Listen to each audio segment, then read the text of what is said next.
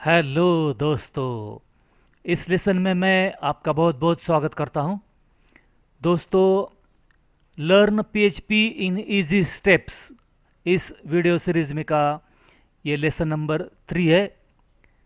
इस लेसन में हम आज वेरिएबल स्कोप के बारे में सीखेंगे।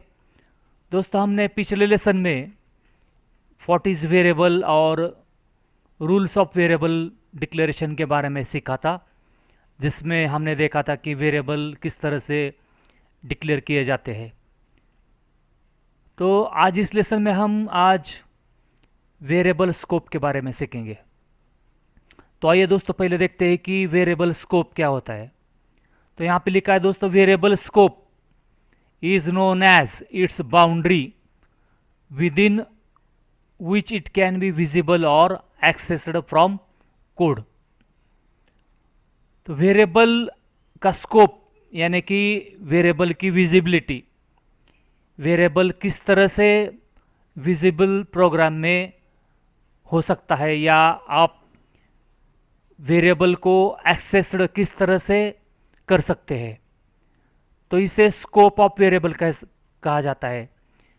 या आप कह सकते हैं कि उस वेरिएबल की बाउंड्री, कहाँ तक वेरिएबल वो एक्सेस्ड हो सकता है, या आप कह सकते हैं कि उसकी लाइफ कहाँ तक होती है, इसे हम स्कोप ऑफ वेरिएबल कह सकते हैं। दोस्तों, पीएचपी में दो प्रकार के स्कोप हो सकते हैं। एक होता है ग्लोबल स्कोप और दूसरा होता है लोकल स्कोप। तो इस प्रकार ग्लोबल और लोकल स्कोप वेरिएबल के पीएचपी में हो सकते हैं। तो आइए दोस्तों, पहले देखते हैं कि ग्लोबल स्कोप क्या होता है।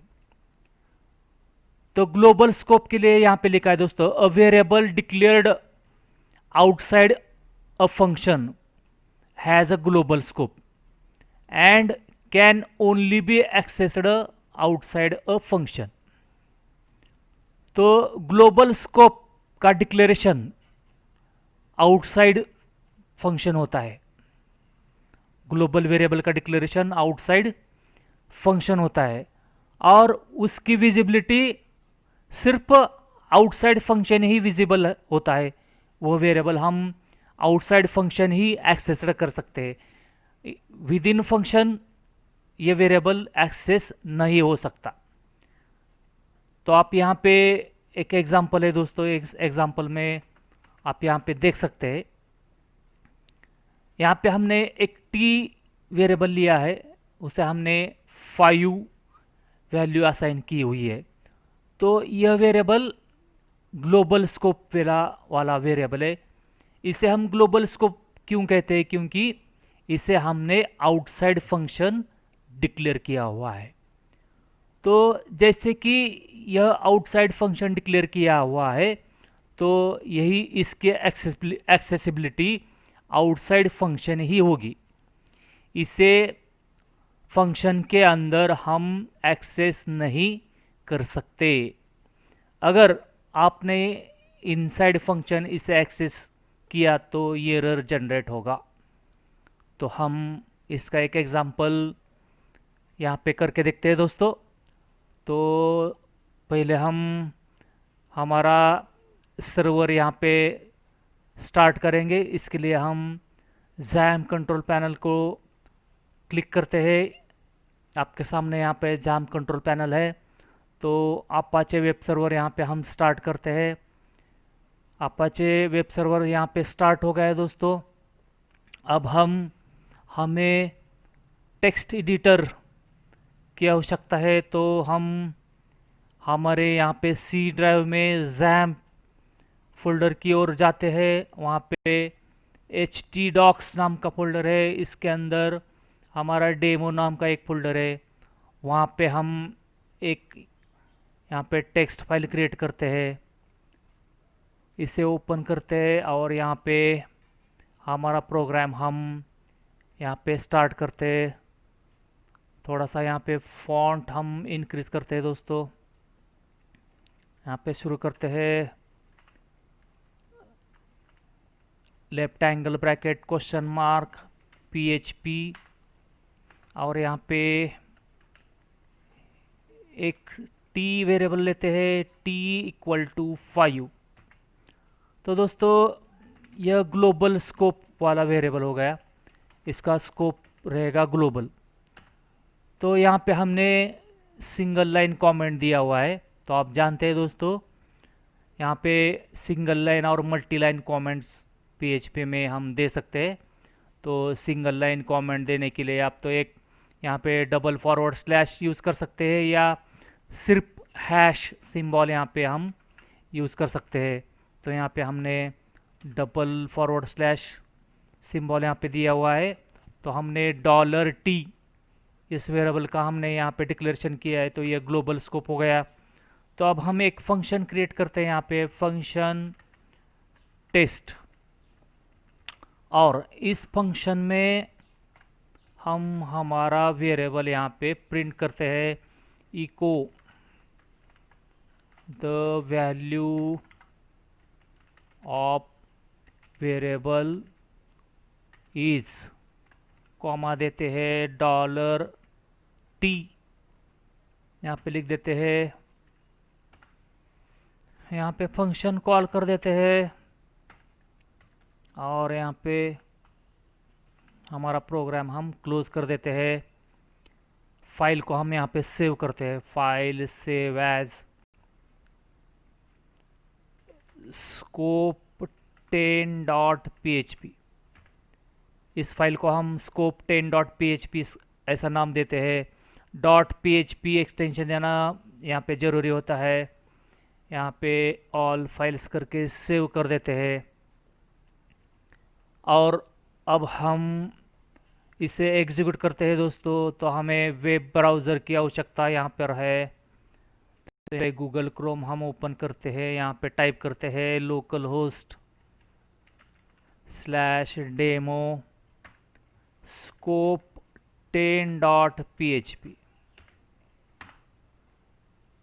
तो यहाँ पे आप देख सकते हैं दोस्तों, यहाँ पे एरर डिस्प्ले हो गया है, the value of variable is, यहाँ पे टी वेरिएबल की वैल्यू यहाँ पे डिस्प्ले नहीं हो गई है, अनडिफाइंड वेरिएबल टी, ऐसा यहाँ पे सिंटैक्स एरर यहाँ पे आ गया है। तो आपको मैंने कहा कि $t यह ग्लोबल वेरिएबल है, इसलिए यह इनसाइड फंक्शन नहीं वर्क करेगा। तो अगर हम इसे आउटसाइड द फंक्शन यूज़ करते हैं तो यह प्रिंट होगा दोस्तों। अब अगर मैं यहाँ पे आउटसाइड द फंक्शन इसे मैं यहाँ पे प्रिंट करता हूँ, the value of variable outside of function is, इस तरह से हम यहाँ पे लिखते हैं। इसे फिर से सेव करते हैं दोस्तों, रिफ्रेश कर देते हैं, तो आप यहाँ पे देख सकते हैं दोस्तों, the value of variable outside function is यहाँ पे प्रिंट हो गया है। तो कहने का मतलब यह है दोस्तों कि ग्लोबल वेरिएबल हम आउटसाइड फंक्शन डिक्लेयर कर सकते हैं। आउटसाइड फंक्शन हम इसे डिक्लेयर करते हैं, लेकिन इनसाइड फंक्शन हम एक्सेस नहीं कर सकते। आप उसे आउटसाइड फंक्शन ही एक्सेस कर सकते हैं। तो यह ग्लोबल वेरिएबल अगर हमें इनसाइड फंक्शन एक्सेस करना हो तो हमें क्या करना चाहिए? तो दोस्तों इसलिए हमें यहाँ पे ग्लोबल कीवर्ड का इस्तेमाल यहाँ पे करना है दोस्तों। तो आप यहाँ पे देख सकते हैं यहाँ पे ग्लोबल कीवर्ड। तो ग्लोबल कीवर्ड की सहायता से हम ग्लोबल वेरिएबल एक्सेस कर सकते हैं विद इन फंक्शन। तो यहाँ पे लिखा है दोस्तों, the global keyword is used to access a global variable from within a function. तो हम ग्लोबल कीवर्ड की सहायता से यह ग्लोबल वेरिएबल इनसाइड फंक्शन हम एक्सेस कर सकते हैं। तो इसके लिए हमें क्या करना होगा दोस्तों? तो यहाँ पे ग्लोबल कीवर्ड लिखना है और ग्लोबल कीवर्ड के साथ ऊपर दिया हुआ जो वेरिएबल है $t, उसे हमें यहाँ पे इनसाइड फंक्शन डिक्लेयर करना होगा। तो हमने यहाँ पे इनसाइड फंक्शन यहाँ पे ग्लोबल कीवर्ड लिख के उस वेरिएबल का नाम यहाँ पे दिया है $t। अब हम इसे सेव करते हैं और अब इसे रन करते हैं। The value of variable inside function is, इस तरह से लेते हैं। The value of variable inside function is, save करते हैं और इसे रिफ्रेश करते हैं। तो देखो दोस्तों यहाँ पे डिस्प्ले होगा है the value of variable inside function is 5, the value of variable outside function is 5। तो आप यहाँ पे आउटपुट देख सकते हैं दोस्तों। हम यहाँ पे एक ब्रेक कर देते हैं लाइन को, BR सेव करते हैं, रिफ्रेश करते हैं। तो आप देख सकते हैं दोस्तों the value of variable inside function is 5, the value of variable outside function is 5। तो आप यहाँ पे देख सकते हैं दोस्तों, हमने यहाँ पे ग्लोबल स्कोप वाला वैल्यू यहाँ पे वेरिएबल डिक्लेयर किया था।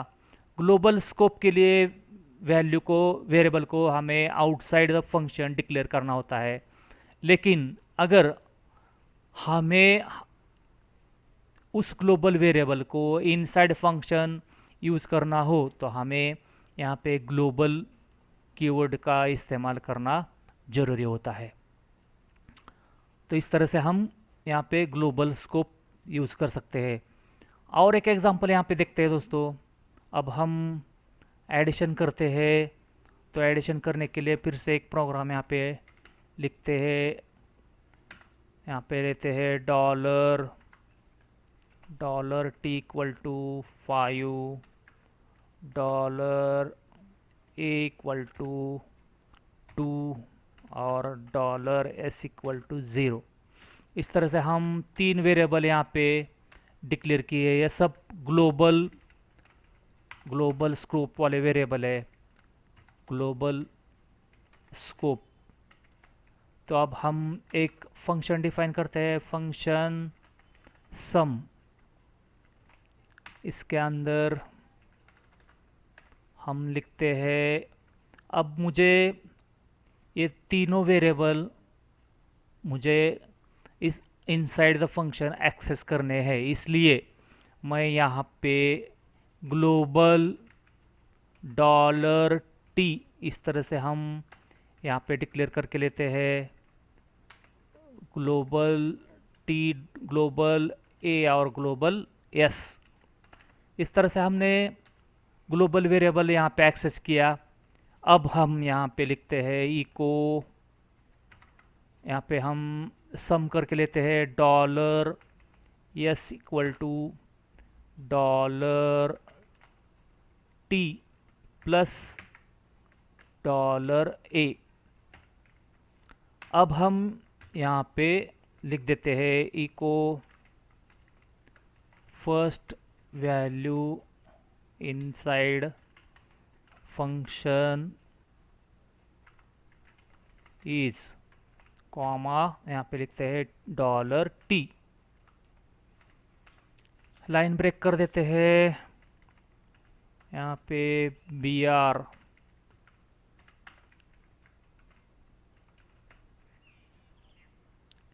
यहाँ पे लिखते हैं second value inside function is s। और यहाँ पे इसे फंक्शन को क्लोज कर देते हैं।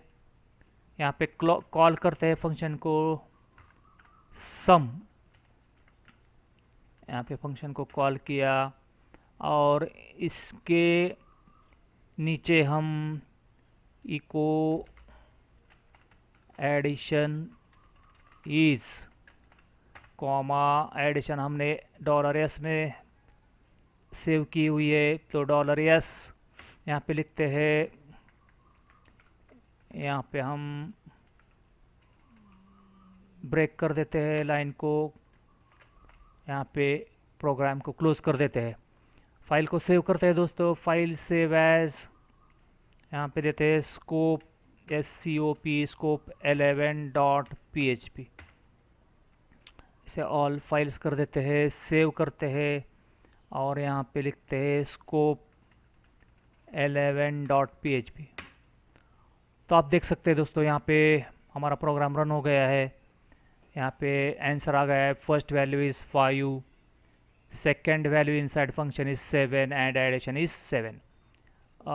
एडिशन इज़, यहाँ पे एडिशन सेकेंड वैल्यू यहाँ पे ए लिखना है दोस्तों, सेकेंड वैल्यू ए में स्टोर है, तो यहाँ पे ए लिखते हैं, सेव कर देते हैं, फिर से रिप्रेस करते हैं और यहाँ पे आउटपुट आपके सामने है दोस्तों। First value inside function is 5 और second value inside function is 2 और एडिशन इज़ 7। तो आप यहाँ पे ग्लोबल कीवर्ड की सहायता से हम यहाँ पे ग्लोबल वेरिएबल एक्सेस कर सकते हैं। तो इसका स्कोप अब इनसाइड द फंक्शन भी हो गया। अगर ग्लोबल स्कोप वाले वेरिएबल को इनसाइड फंक्शन यूज़ करना हो तो दोस्तों यहाँ पे ग्लोबल कीवर्ड का यहाँ पे इस्तेमाल हम कर सकते हैं। तो ये हो गया ग्लोबल स्कोप। तो अब हम आगे बढ़ते हैं दोस्तों, अब हम देखते हैं लोकल स्कोप क्या होता है। तो लोकल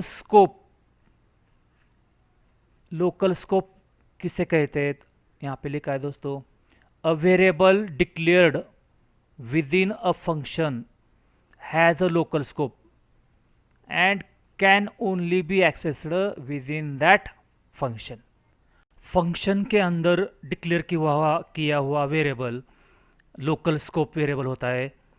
तो उस वेरिएबल की लाइफ सिर्फ उसी फंक्शन के अंदर होती है, इसलिए उसे लोकल स्कोप वेरिएबल कहा जाता है। उसकी एक्सेसिबिलिटी सिर्फ उस फंक्शन के अंदर ही होती है और उस वेरिएबल को सिर्फ उस फंक्शन के अंदर ही कॉल किया जाता है या प्रिंट किया जाता है या एक्सेस किया जाता है, आप कह सकते हैं। तो दोस्तों हम इसका एक एग्जांपल यहाँ पे देखते हैं। तो इसके लिए हम यहाँ पे एक टेक्स्ट डॉक्यूमेंट ओपन करते हैं। इसका फॉन्ट हम यहाँ पे थोड़ा सा इनक्रीज कर देते हैं।